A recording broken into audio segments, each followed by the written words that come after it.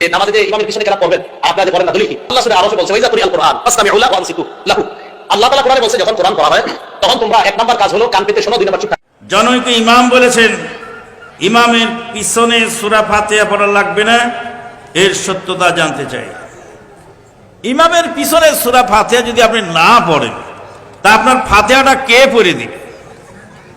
বলে ইমাম পড়লে হয়ে যায়, তো ইমাম তো সানা পড়ে, তা আপনি পড়েন কেন? ইমাম তো রুকুতে গিয়ে দোয়া পড়ে, আপনি পড়েন কেন? ইমাম তো তাশাহুদ পড়ে, আপনি পড়েন কেন? ইমাম যত দোয়া পড়ে সব দোয়া আমাকে আপনাকে পড়তে হয়, কেননা ইমাম কারো পড়ে দেওয়ার দায়িত্ব নেন না। সহিহ মুসলিমে হাদিস এসেছে ইন্নামা জুইল আল ইমামু লিউতাম্মা বিহি, ইমাম নিয়োগ করা হয় ইমামের নেতৃত্ব দেওয়ার জন্য। ইমাম যখন সালাতে দাঁড়ায় ইজা কাব্বারা ফাকাব্বিরু, ইমাম যখন আল্লাহু আকবার বলে তোমরাও আল্লাহু আকবার বলো। তাহলে ইমাম বললে আমাকেও বলতে হবে। কিন্তু কোরআনের আয়াত যখন কোরআন পড়া হয় তখন মনোযোগ দিয়ে শোনো, চুপ থাকো, মনোযোগ দিয়ে শোনো, চুপ থাকো।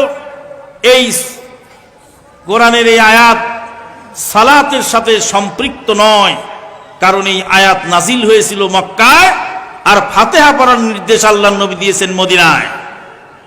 এরপরে সাময়িকভাবে যে আমরা মেনে নেই, কোন মুক্তাদি যদি মসজিদে ঢোকে আর ইমাম যদি একদিন একজনকে জিজ্ঞেস করলাম, ইমাম কেরাত পড়ছে বিসমিল্লাহির রহমানির রহিম তাবারাকাল্লাযী বিয়াদিহিল মুলকু ওয়া হুয়া আলা কুল্লি শাইইন কাদির, তখন মুক্তাদি মসজিদে ঢুকে কি করবে?